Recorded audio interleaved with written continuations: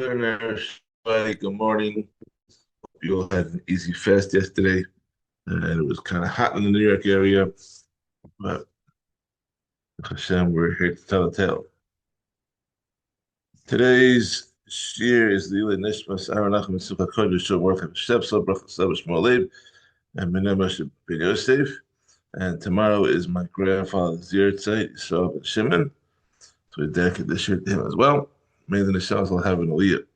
And before Shlemet Yisrael Baruch Aleh, Rachel B'Sfas Zoda, Rachel Aliana B'Siyah Bracha, Amrishka L'Risha, Chayv and before Shlemet Yisrael Shar Chal Yisrael. And shout out to our good friends at the Imperial Advisory Group for sponsoring this month's shiur.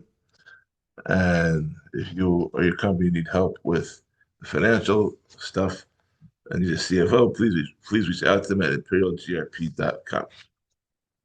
Today we're starting Bava Basra. It's 10 prakim. It'll take us about a week and a half to do. And here we go. The first Perek talks about laws, halachas, when partners divide various types of property that they own together. We're going to get into this now. Perek Aleph, Mishnah Aleph. Hashutim shiratzu lasas mchitza b'chatzer.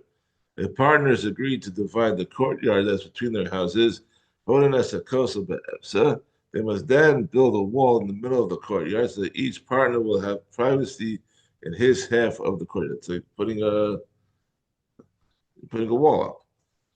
Makam Shanal Galivnos Gavil Gazis Kifisin Levanin Bonim. In the place where the custom is to build such a wall with rough edge stones, polished stones, half bricks, or whole bricks, they must build the wall according to the local custom. Hakal Medina, everything must be done according to the custom of the community. That's why you go to certain areas, you see like in a part of town that's all like red brick, other parts of town where it's all siding, some of it's stucco. You have to keep to the minhag of Makam. The Gavil, I mean that and the fences, some fences are. You need to keep to the minhag of the Makam that you are to keep everything uniform. The Gavil. If the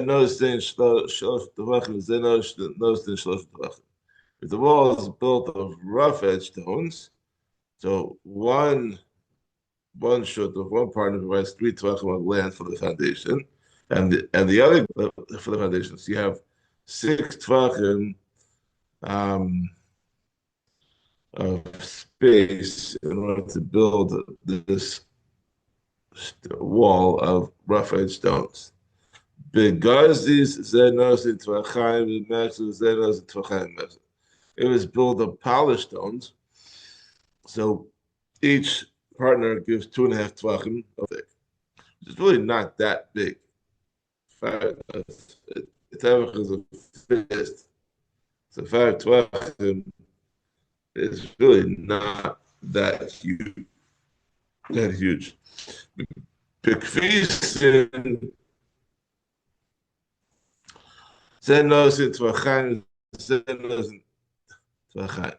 was built of half bricks. So each partner gives 2 tvachim of space, which is 4 tvachim. So it's a little bit smaller than the other two. With a veinim, zenos in tefach zenos in tefach. And if it's built of full bricks, so each partner gives 1.5 tvachim, for a total of 3 tvachim thick, which is the wall. The who built it. The land and the stones belong to both partners equally, and they share the responsibility to put it back up because they had equal ownership of the wall. Mishnah Beis. So similarly, a vegetable garden is considered a place where the custom is to build a wall for privacy, and we require him to build a wall separating the 2 halves of the garden so that people will not be able to see the ripe vegetables in the garden and cause damage to them with an evil eye. But a valley is considered a place where the custom is not to build a wall, because the danger of an evil eye causing damage to a grain field is smaller, and we therefore do not require him to build a wall. However, if one is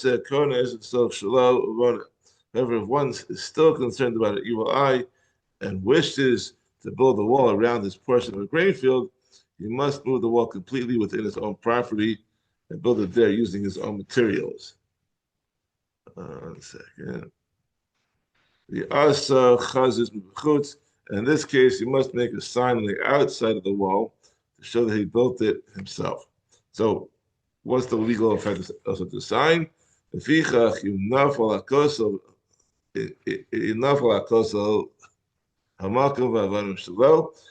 if the wall that was built in the grain field collapsed, and it's determined that such a sign has been present on the wall, then the land and the stones belong to him. The final case of this Mishnah, if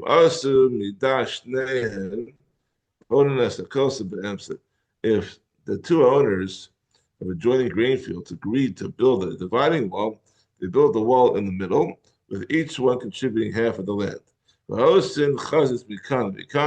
And they make a sign on both this and that side, on both sides of the wall, showing that the wall was paid by both of them together. Therefore,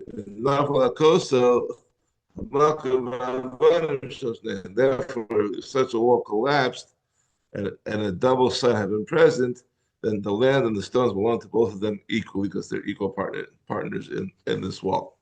Mishnah Gimel. If one surrounds the grain field of his fellow on three sides, he owns the fields that are on three sides of the grain field. And he builds walls on the first, second, and the third side, so that the inner field is now surrounded by three sides on three sides by his walls.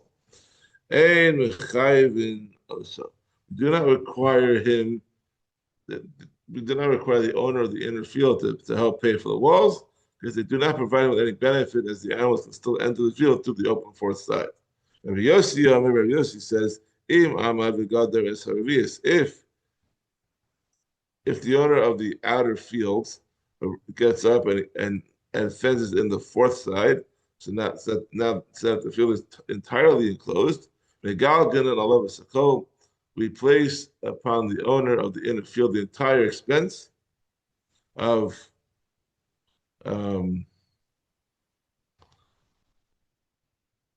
we place on him the entire expense. Once the fourth side is enclosed, then the owner of the inner field will benefit from all the walls, and animals can no longer enter his field. Therefore, we require him to pay half the cost of our four walls. How does he get into his field if it's all walled off? That's a different question. I have to make him a path. Mishnah Dalet. If the wall between two halves of the courtyard fell down, we require each neighbor to pay, because the walls between two properties require each of the neighbors to pay for half of the cost to rebuild it up to a height of 4 amos, which is the height necessary for privacy. 4 amos is like 10 to 8 to 10 feet. It's about 18 to 24 inches per amos, so it's about 6 to 8 feet. And the assumption is that each person has paid his share unless his neighbor brings proof that he has not paid. Because everyone's aware that neighbors have to share the cost of this, we assume that each person put in an equal share. We do not require either neighbor to pay for rebuilding it higher than 4 amos, even if the original wall was taller than 4 amos. However, if one of the neighbors rebuilt the wall to its original height of more than 4 amos and paid for the extra height with his own funds, and then he built another wall near it with the intention of building a roof connecting to the two walls, even if he has not yet placed the roof upon it to connect the two, we place upon him the obligation to pay his share in the entire first wall, even the portion that's higher than 4 amos. So by building a second wall parallel to and equal in height to the first one, he's clearly showing that it is his intention to eventually use the upper portion of the rebuilt wall as part of a new structure. Therefore, he's required to pay for his share of that portion too. And in this case, unlike the Mishnah's first case, the assumption is that he has not paid his share for the upper portion of the wall unless he brings proof that he has already paid. Therefore, if the one who rebuilt the dividing wall comes to his neighbor who built a parallel wall and asks him to pay his share in the upper portion of the dividing wall, and the neighbors claim that he has already paid, then he is not believed unless he brings witnesses to testify that he paid. Mishnah Hey,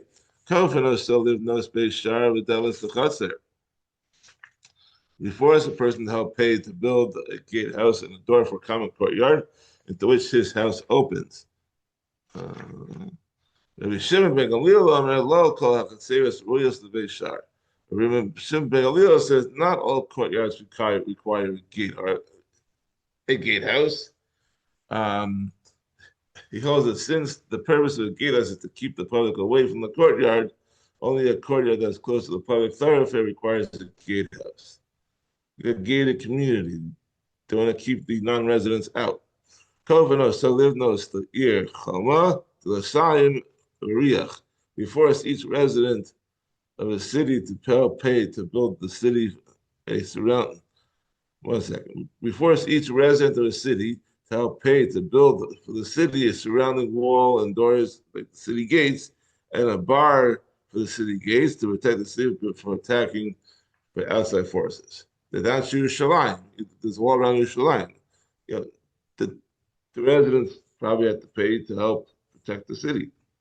It might be for the whole nation because it's the national city, but you have to protect the city.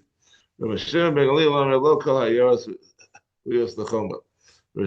says not every city requires a wall. Only cities close to the border of the country are in danger of being attacked by foreign armies. Therefore, only residents of such cities can be forced to build a wall for protection. But a city that's in the middle of the country, which is very far from the border, does not need to have a wall for protection from enemies. How long must the person be in the city to be considered like the city resident? 12 months. If he's not been there for 12 months, he cannot be forced to contribute toward security costs. I mean, that's the same rule for like I think Kilchut the Pischa and for other laws that to be resident for 12 months.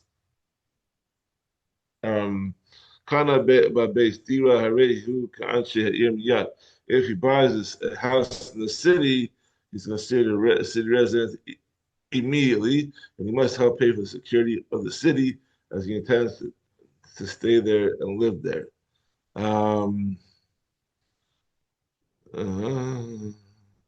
Yeah. And Mishnah Vav. It's a long one, but it's the last one for today. So let's go. אין חג חסר עד שיהיה 4 amos זה. We divide the courtyard unless it is large enough so that there will be 4 amos square for each of the neighbors, a total of 8 amos. If the courtyard is smaller than this, then one partner cannot force the other to divide it, because each will be left with a yard that's too small to use. We do not force him to join to divide a jointly owned grain field, unless there will be 9 kav for each of the partners after the division. He can force his partner to divide a grain field only if farming each individual half after the chilik makes sense from an economic standpoint. Therefore, if each half of the field is not 9 kav in size, each half is not worth planting on its own, and one partner cannot force the other to divide the field. Rabbi Yehuda Omer, Rabbi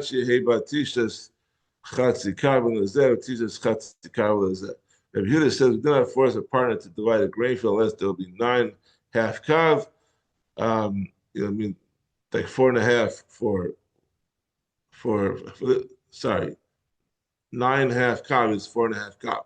4.5 kav for this one and 4.5 kav for that one.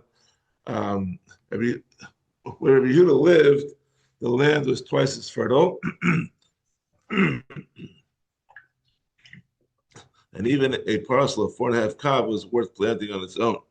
Therefore, a field in this area can be divided against the will of a partner, even if the resulting halves were as small as 4.5 kav each. It was fertile. It was more about the quality than the quantity.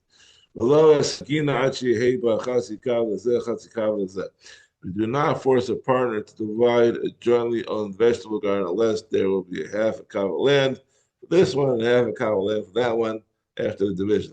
Maybe Kiva Omer Beis Rova. And the Kiva says a quarter kav of garden for each partner is sufficient. Below as a track, low as a moment, low as a shubach, low as a talis, low as a merchas, low as besabat. We do not force them to divide a jointly owned salon or a gazebo or a dovecote or a cloak or a bathhouse or an olive press. Lest there'll be enough, and enough a portion large enough to be used properly on its own for each of the two partners after the division. In each of these cases, the property or item in question cannot be divided against the will of one of the partners, unless the portion that the other partner will receive can be used in the same way as the original property was. Wrapping up, this is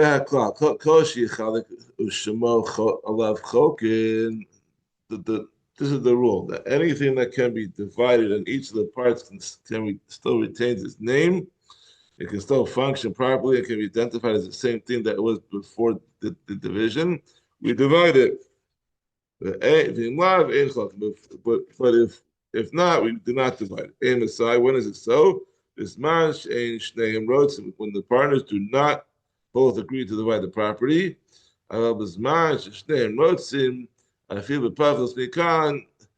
But when both partners agree to divide it, then even if the property is smaller than this minimum, they may divide it.